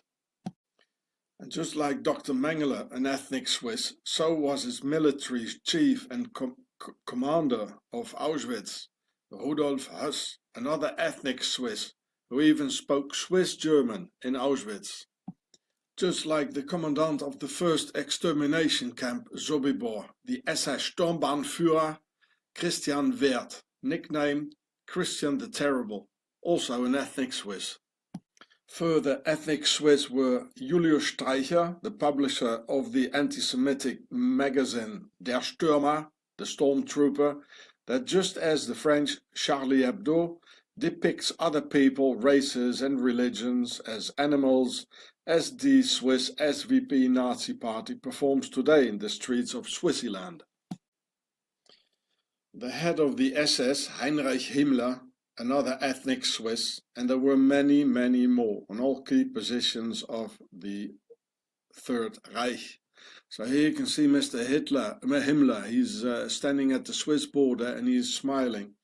I had a good film about him, but Swissy managed to take it off. I can't find it anymore. I'll do it again one day. This is how the Swiss make Nazism legal. This is what Swissy taught the Germans then. And this is what's happening in Switzerland today. By making persecution, racial profiling, terror on entire families, torture and murder official and legal. By taking over the executive, put on a police uniform, army, justice department, lawyers, you name it. And Swiss is even exporting the modus operandi all over Europe by means of Swiss fascist speakers knotting ties to the worldwide family of haters finding their destiny in Nazism again. And in Switzerland this was never finished. And there are quite a few people in Switzerland with the name of Himmler. So what is an ethnic Swiss? During the 30-Year War from 1618 to 1648, about 100,000 Swiss mercenaries called Reisläufer and under Templars' command murdered about 20 million Germans and their children. About 2/3 of the German population in those days perished in this genocide on the German people. Whole German towns disappeared from the face of the earth, and Swiss mercenaries told the other Swiss back home, "The land is free, you can all settle down there." In the south of Germany, in Baden-Württemberg, big parts of Bavaria, Vorarlberg in Austria, Alsace in France, and northern Italy are all what is called ethnic Swiss, those who replaced the indigenous local population of this area because of the 30-Year War, and was being spoken now an Alemannic dialect like in Switzerland. These in fact are ethnic Swiss, from where most of the Nazi leaders, Nazi elite and Nazi war criminals came from. They were all ethnic Swiss or even born in Switzerland, the motherland itself. And in the still Gallo-Roman, now French Alsace, the Swiss mercenaries massacred 95% of the indigenous population. That's why the word Alsace etymologically from Al-Suisse, all Swiss. Thus the reason that Alsatians neither like the Germans nor the French, because they are Swiss. So this is that French part, it's called Alsace. They're all Swiss, and they speak Swiss, and they think Swiss. Because of the former mentioned reasons, these regions close to Switzerland are the richest in Germany, France, Austria and Italy. In 2014, articles were published in big European newspapers that Switzerland actually wanted to form a great Swiss empire, with southern Germany, West Austria, Alsace and northern Italy, to reunite all the ethnic Swiss back into the Reich, under one roof, the Empire of Great Switzerland. Throughout history, this has well functioned as a buffer zone around Switzerland to better protect the motherland and central base. The Shoah, Holocaust and the Second World War have been organized and executed 100% by the Swiss. By the way, I also lost my grandfather in 1942 because of the Nazis. He was an officer in the Royal Navy, something to do with intelligence, which they call naval intelligence nowadays. And I'm not Jewish at all. So here you can see them standing together again, here with the Swiss cross, the Swiss soldier with the Swiss helmet, and here the German soldier with their symbol there. They're just chatting together, pausing for a picture together. And as the French, I did 3 complaints in France against the state of Switzerland. I never even got a reply. So I would like to make a complaint in the US Court of Justice against the Swiss state for 50 million-fold murder, premeditated, for the Holocaust and for planning the Second World War, plus 2 genocides on the German people, one during the 30-Year War and one during World War II. A complaint for all the Swiss crimes against humanity and the already mentioned crimes against me and my family, shown in this YouTube film, The Swiss Beast, the devil's own base. In the book of Revelation from the Bible, it says the beast had 7 heads and 10 horns. Well, Switzerland is the only state in the world with 7 heads, whom they call the 7 federal councillors, who additionally share 10 ministry amongst each other, the 10 horns, on which they take us on, metaphysically seen. So 7 is also the holy number of the pyramid, as in the square and compass. and all nations on earth have traded with this whore of Babylon called the Sisters of Isis, Suisse.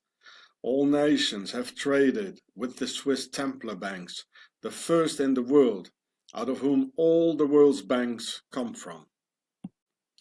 Bergdorf in Switzerland is without any doubt the cradle of modern Nazism, and up to the New Age the center of world Nazism, because in the 18th century the Duke Hadwig von Hund-Radowski lived there, another one of those pharaonic aristocrats, and he really was a great source of inspiration for the young Hitler through his books and magazines, who helped forming Hitler's attitude from a very early age on, that it would be a lot better to eradicate all the Jews from the planet once and for all.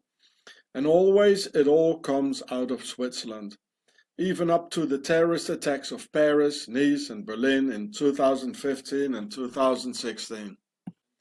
When the Swiss fascist mafia kidnapped me in 2015 against a ransom of 20,000 Swiss francs because of my historical documentaries like Auschwitz Made in Switzerland and other about the Swiss responsibility concerning the Shoah and the Second World War, Octagon held me hostage in the torture detention center of Bergdorf, and also the cradle of modern fascism by the Duke Hadwig von Hund-Radowski.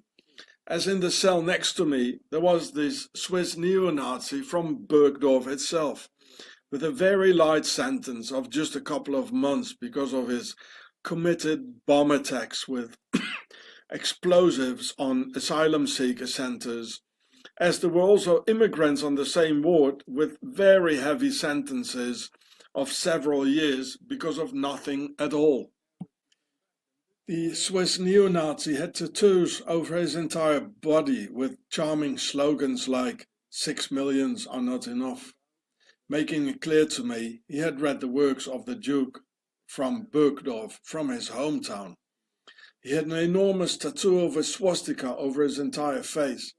I can still see the enormous swastika deforming under the grim expression he pulled when I said to him, "Now, with all those tattoos, you've turned into a colored man, mate." And as Swissies are as cold as reptilians, I couldn't really see if he valued my British sense of humor, or maybe not that much. There were also prison guards with some Nazi-style tattoos of their typical typography letter style in their necks, who always behaved in a good mood like old pals with the tattooed neo-Nazi prisoner, whereas towards us immigrants and foreigners being full of Swiss hatred in this Bergdorf Nazi center prison. One should distinguish two types of Nazism, the poor man's Nazism and Nazism by the rich, which seems to be a paradox, and they are in fact two totally different things. Nazism of the poor is very visible and very loud, with the right hand that wants to go up all the time, skinhead like a pharaoh, whereas real Germanic should in fact be long-haired.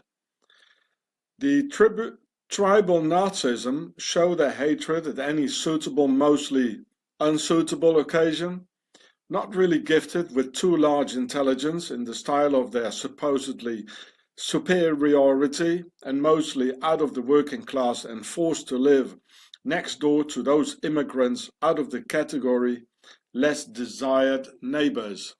This model in fact is rather rare in Switzerland, the land per definition Nazism for the rich, Swiss banks and Swiss industrialists, acting secretly, invisible and highly organized. And it's always Nazism of the rich trying to mobilize Nazism of the poor, of course for their own cause only and never the other way around. The sort of Le Pen of the National Front in France, billionaire, lawyers, both father and daughter, and clearly visible in my videos with the Swiss flag in their hands. And they always try to mobilize the Nazism of the poor for their own interests, traditionally rather busy to enrich themselves through the cause and during a war, hiding it all in Switzerland, their Octagon base. Just like in fact the Nazis did during World War II. And after the war, when Nazism of the rich has filled their pockets and vaults in safe Switzerland, they let the people and Nazism of the poor fall, left in poverty, hunger and total destruction. Just as after World War II, the Crusades and the next big war coming up. The Nazis and the Swiss, therefore, have won the war, while the Germans lost the war. By the end of the war in 1945, in Hotel Maison Rouge, or Red House Hotel, which you can see here, at the Kléber Square in Strasbourg, France, a French secret agent of the Second Bureau, le Deuxième Bureau, furnished the last official witness account on the elusive Octagon ever since. And remember what I told you about the pharaonic Red House. But he said he didn't understand why the name Octagon, yeah? I do know why, and will reveal that to you here. If you draw a line around a Swiss cross or a Templar's cross, you get 8 lines forming an octagon. When being an archaeologist or historian like myself, you know that the Knights Templars almost always built their temples, chapels, churches and castles in an octagonal form. And that's exactly the reason that Hitler's eagle's nest, now called Kehlsteinhaus, of the Führer, or leader of the Nazi Templars, was built in an octagonal form for the very same reasons. So, because of these Nazis of the elite, this is why the Swiss Nazism of the rich have sentenced the young, tattooed neo-Nazi to a very light prison sentence, because within the elapse of a very overseeable future, his questionable qualities could become effectively useful. Until that moment of glory, he will be incarcerated for a very short time, together locked in close proximity with those immigrants whom he favors so very much, so as to say, increase his qualities in service of the Nazism of the rich. It is therefore because of this all that there were every time false flag terrorist attacks in France, just before some important elections and even before the 2017 presidential elections, to steer the public opinion towards Le Pen for president, like the terrorist attacks in Paris on Friday the 13th, 2015, and those earlier that year against Charlie Hebdo. Every single time just before some political elections in France. Not even the bodies of those so-called Arabic attackers they were able to show us. On the contrary, instead of that, serious witnesses in very big English-speaking newspapers, as here in the Mirror of November 14th, 2015, who saw white men with blue eyes. Well, the thing with the blue eyes, actually, they took it out of the article. They were looking very muscular, Navy SEAL-like, and moved very military trained and in disciplined manners. Here it says the shooter was white. There were white men, like Navy SEALs. And before, it definitely said he had blue eyes, but they took that out.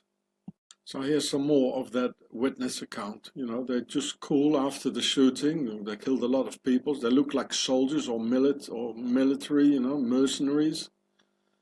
And very muscular. Well, read it yourself. Well, this is Octagon, no doubt. There were also witness accounts in the media seeing a second group of men who just stood there with their Kalashnikovs after the attack, apparently not knowing anymore what to do, mission accomplished, and nothing more in the hard disk. And exactly like this it was. There were 2 groups of men. One group of military drilled men from Octagon, who had put the second group in place.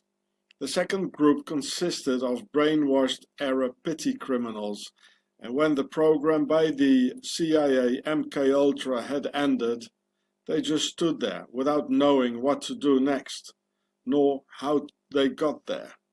It was so in Paris and even more obvious in Nice on July 14, 2016, when the Arab lorry driver was just senselessly sitting in the driver's cabin when the surrounded police just executed the absent-spirited man in order to do away all possible evidence, in spite of the obvious fact that the terrorist caught alive would be worth a substantial lot more. I was in Nice that day and saw a huge police exercise with at least 20 huge police vans before the attack. And this practice has been witnessed just before all the terrorist attacks we had since 9/11. So the authorities in all tranquility can prepare the attack. How does it work, such a brainwash, and how did they do it?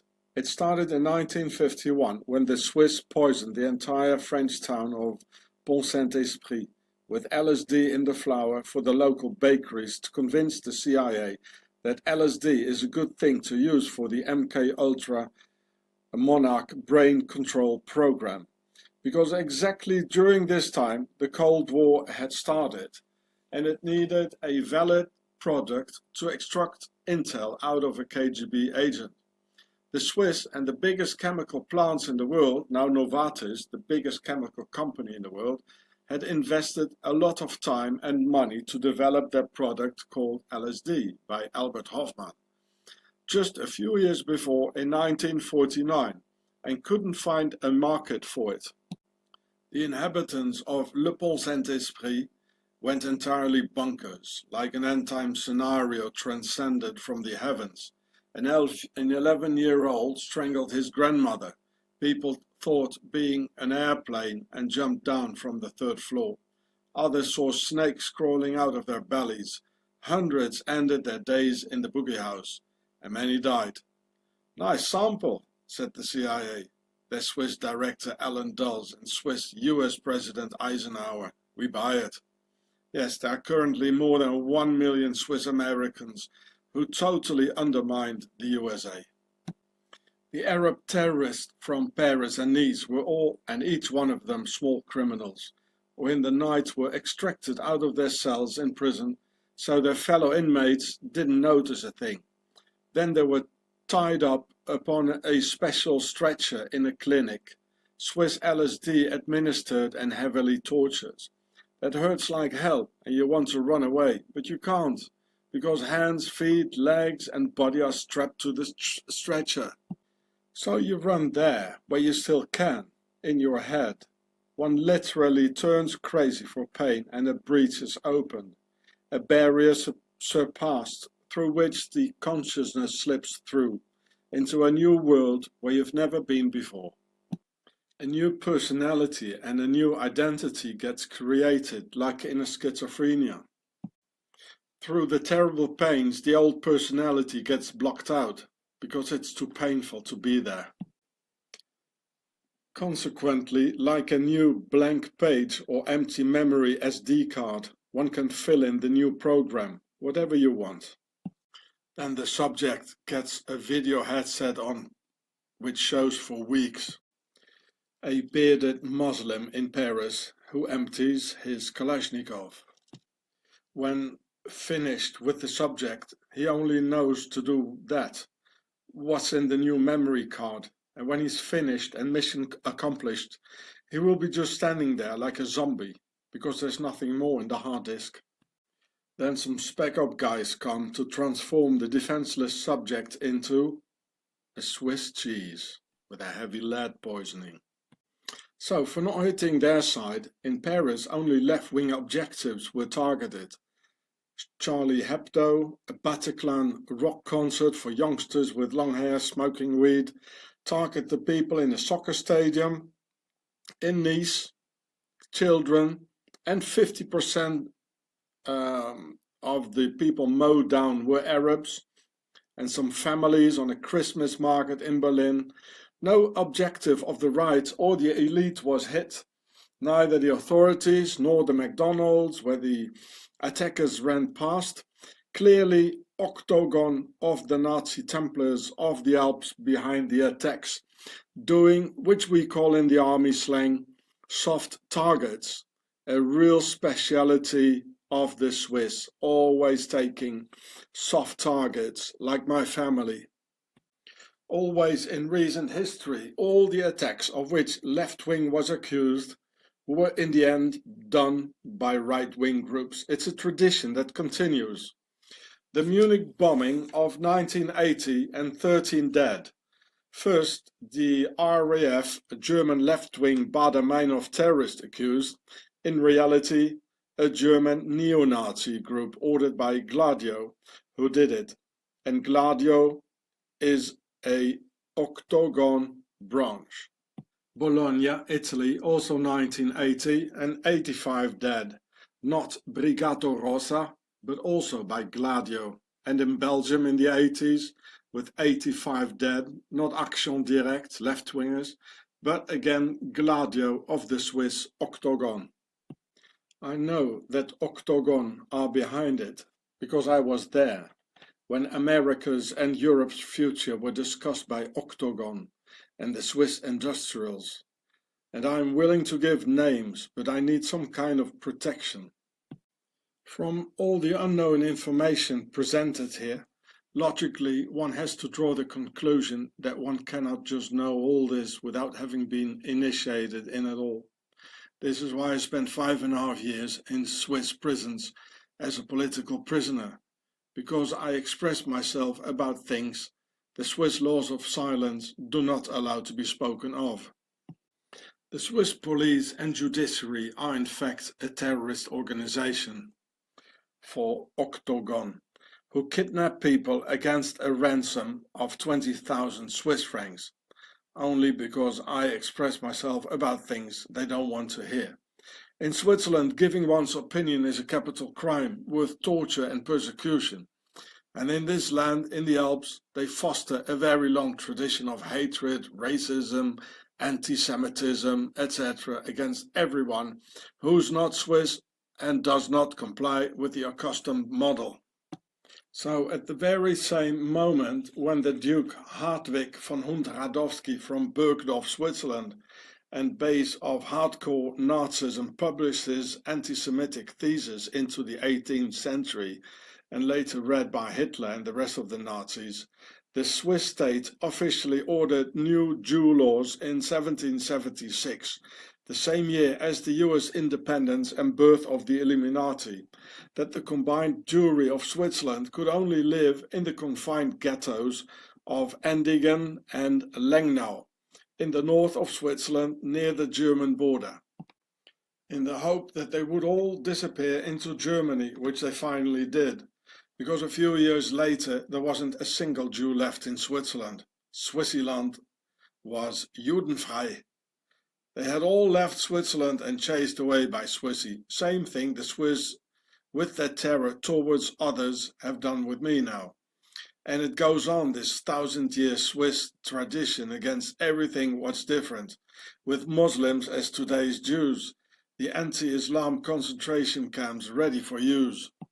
Already in the Middle Ages in Switzerland, the Swiss state had already forced the Jews to always have a yellow circle sewn onto the jacket, together worn with the so-called Jew hat, a long yellow hat and prefixed form, almost like the typical sorcerer's hat. Therefore, it didn't really come by surprise that the Swiss state already before the war forced all the Jews to have a J stamp in their passports, a big capital letter J for Jude in it, in order to categorize them like cattle, plus the mandatory name David in front of their actual names for men and Sarah for women, all in the same pass and identity cards, which the Nazis in Germany thought a splendid idea, thus coming up with the yellow star. And in fact, Solomon's seal, a Jewish king of Pharaoh's descent, also called David's star, who also was a king. So that's the star of David, or Solomon's seal. It's a pharaonic symbol. Has nothing to do with the Jews actually, which the Orthodox Jews will agree with me. They know it too. Yes, in Switzerland, all that's not forbidden is compulsory. Even the slave ships going to the Americas belong to the Swiss. Watch this film here. The KKK, Ku Klux Klan, was founded by the Swiss and has a logo of a white cross on a red underground, the flag of Switzerland. And officially the KKK is the official slogan of the Swiss Parliament for consensus, compromise, concordance, all written with a K in German, meaning we in Switzerland don't make any compromises, no consensuses and no concordances. The Lockerbie bombing was orchestrated by the Swiss and their Mabo company of Zurich. See this film.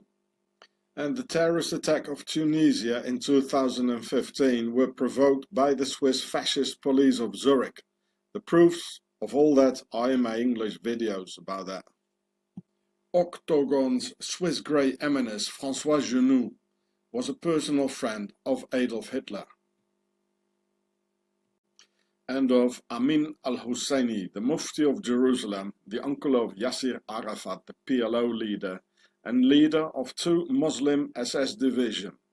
He was a general in the Nazi army, and they were the largest SS divisions in the Third Reich, who, with the help of Hitler and the Swiss, waged a real jihad in the Balkans, in Europe, against Serbs, Jews and Gypsies, murdering about 400,000 men, women and children, most of all in the terrible camp of Jasenovac, where the river next to it turned literally red because of the spilled blood in it, the blood of jihad in Europe, enabled by the Nazi Templars, who had an alliance with Saladin. Remember? An alliance with Saladin. Talking about death camps, the Swiss had even death camps in the US, murdering and torturing many Americans just 200 years ago, done so by Swiss captain Heinrich Wirz, who changed his name into Henry and who was a doctor, just like the Swiss sadist and Swiss Nazi Minister of Health in the Third Reich.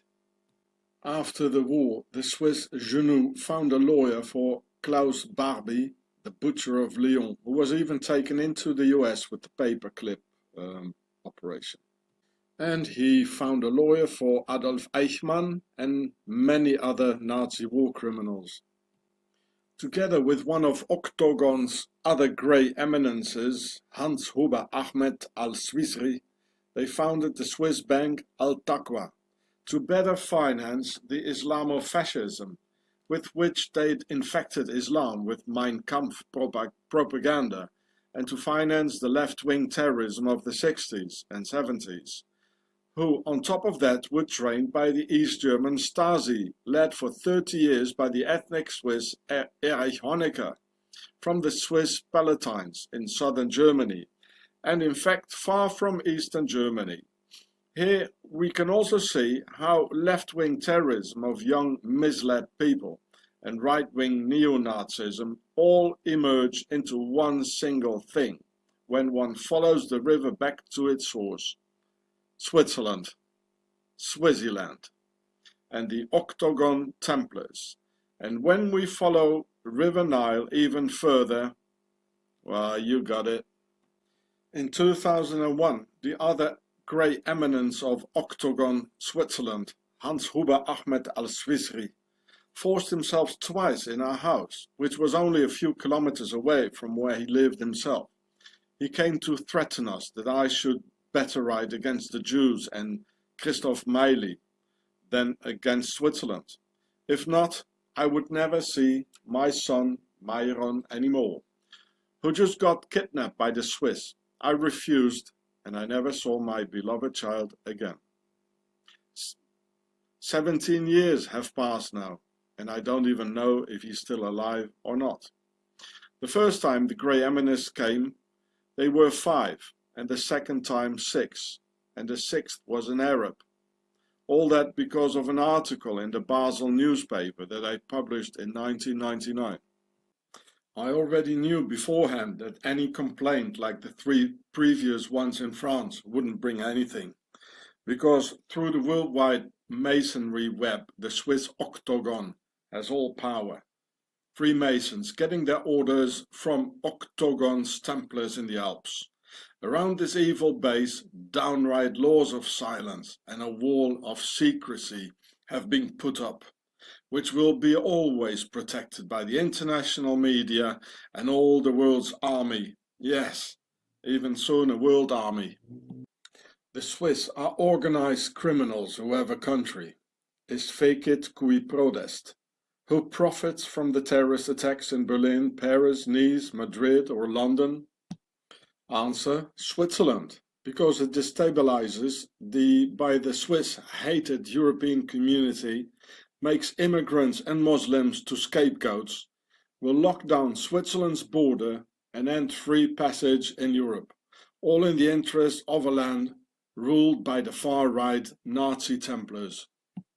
Swissy is everywhere on all key positions. Foreign Minister in England.